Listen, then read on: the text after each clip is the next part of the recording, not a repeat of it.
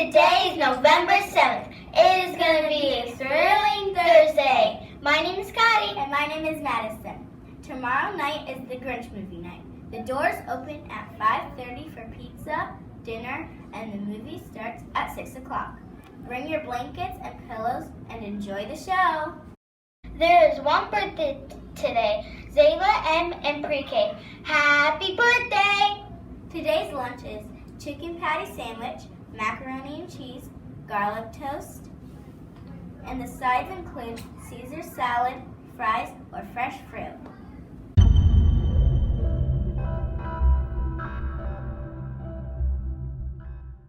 Hi, it's Doug. When you think of new inventions, what kinds of things do you think of? Virtual reality headsets that let you explore anywhere in the world? Cars that can drive on water? Pet robots that can pick up your toys? Well, someone named Finley has a question about inventions. Let's give her a call now. Hi, Doug. Hi, Finley. I have a question for you. Why is it so hard to make new inventions? That's a great question.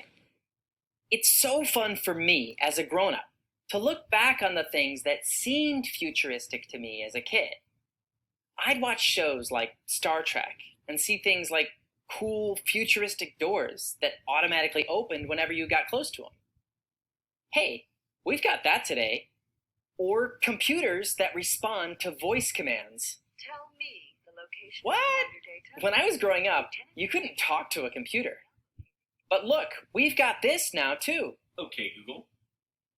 Beam me up. Okay, energize.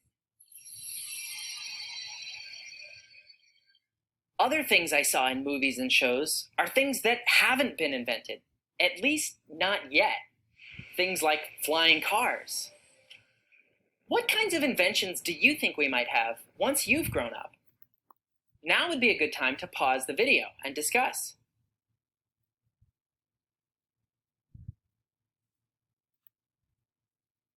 You can probably come up with lots of ideas. Who knows what we'll have? Some amazing things are already being worked on.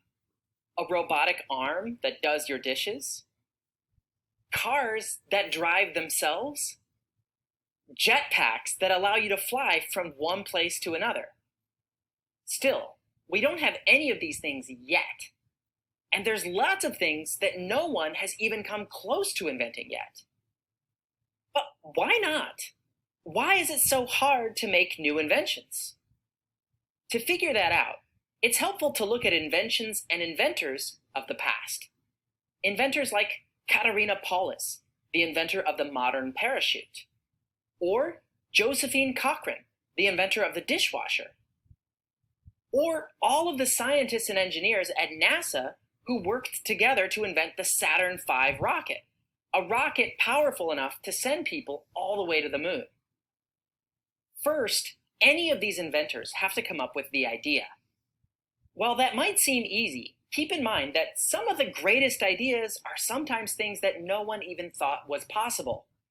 Imagine what it was like to be Katerina Paulus.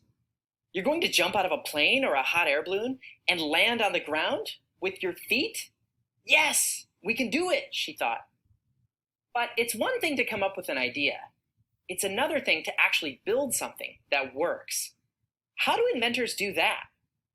If you've not thought much about this before, it can be tempting to think, well, people who invent things are just geniuses. They wake up one morning with a brilliant idea in their head and then they build the thing and presto, it works. Now we have a new invention. Nothing could be further from the truth.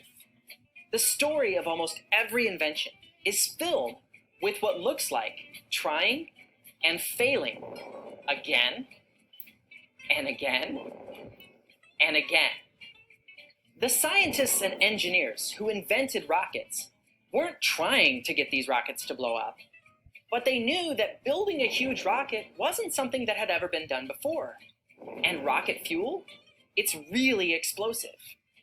Figuring out how to control the amount of rocket fuel getting burned, that's something that NASA could only learn by trying. Each time one of these tests failed, they carefully figured out why and made improvements to their design. By being willing to try again and again, and each time carefully observing and learning from their mistakes. Eventually, they figured it out, and we've got rockets that have taken people all the way to the moon. The history of inventions is full of stories just like this. People coming up with new ideas for things, building something, trying and failing, but each time learning from their mistakes so that they can get it right. Not every idea makes it to the finish line. The idea of rocket-powered ice skating might be a good example. Or this automatic ketchup dispenser. But one thing is for sure.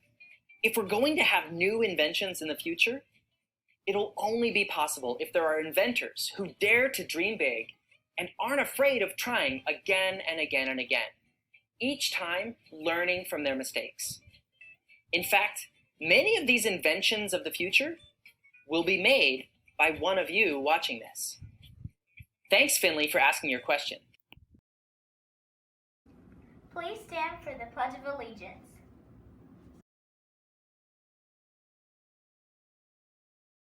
I pledge allegiance